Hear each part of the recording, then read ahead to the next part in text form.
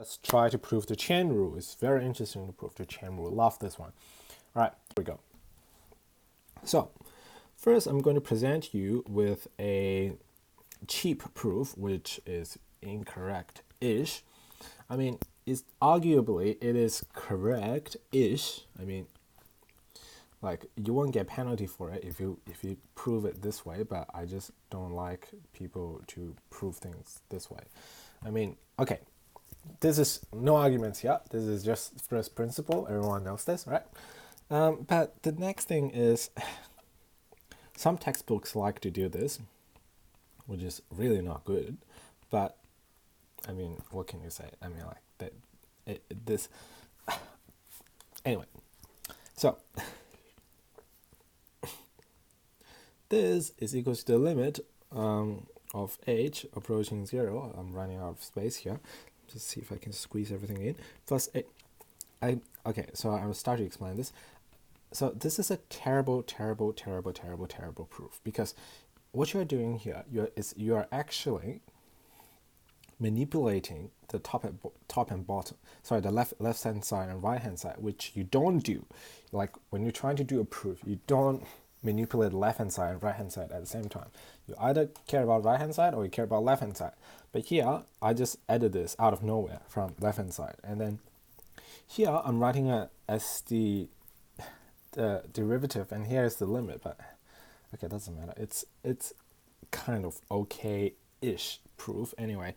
So if we keep writing this, then we will have limit from h goes to 0. The two h's cancel out. We have f of g of x plus h plus f, okay, I'm using a bracket, plus g of x over g of x plus h minus g of x, right?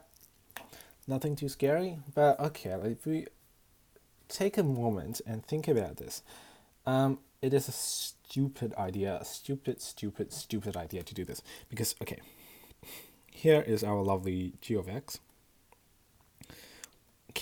What if we treat this as h, right? So if we treat g of x like x dash, this is really just h, and this is x dash plus h, so g of x, right? So you can call this like delta x or something. So this is equals to f dash of g of x. It is a stupid idea, but I don't know why people do this. And now here we go. So now we have f of g of x times, okay, fine, running out of space, okay, over g dash of x. So if we do some algebra when in calculus, which things usually mess up when you try to do algebra in calculus, so you have this. I mean, it shows you how chain rule works, but just don't. This is a terrible idea. Okay, so time for a proper proof. To do the proper proof, we're trying to show that f of g of x is equals to f dash of g of x times g dash of x. So let's do a proof. By definition, we know that, there's a dash here. By definition, we know that this is equals to the limit of, well, actually I said that before, but anyway, f of g of x plus h minus f g of x over h. All good. But if we let delta h equals to g of x plus h minus g of x, then we can say really this expression is equals to limit as h approaches 0 of f g of x plus delta h minus f g of x over h, right? Because if you just do some algebra, you can just rearrange that to that side and you get this expression. All right.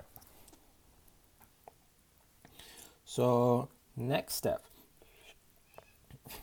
This looks a bit familiar, isn't it? This is really f of g of x plus tiny minus f of g of x, right? Over tiny. It looks weird, but here we go.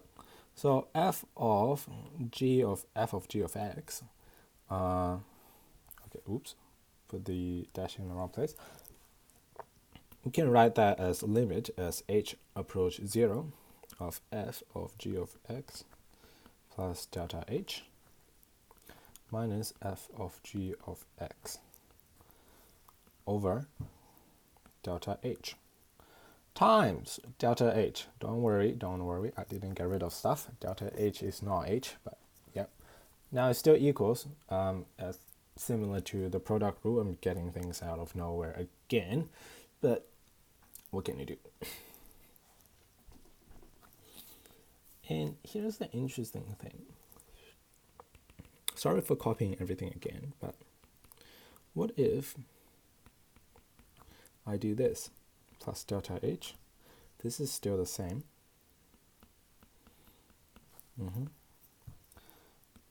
But what if I write limit of h approaches 0 of delta h over h as a multiply sign there?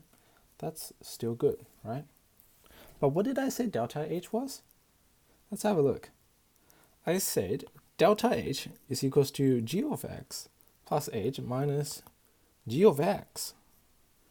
So if we put this in, we have limit of, okay, I have to copy this down all over again. Limit of, or should I just skip it? Yeah, I'm going to skip step. So put brackets. This is okay. I mean, like, there should be no argument that this is limit of g of x, right? Because this is delta h, so we can do this. But look at this, times limit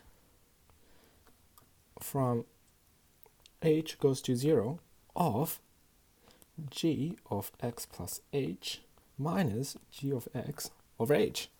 Oh, tell me what that is, right? G of x times g dash of x. So satisfying. Let's draw a little square.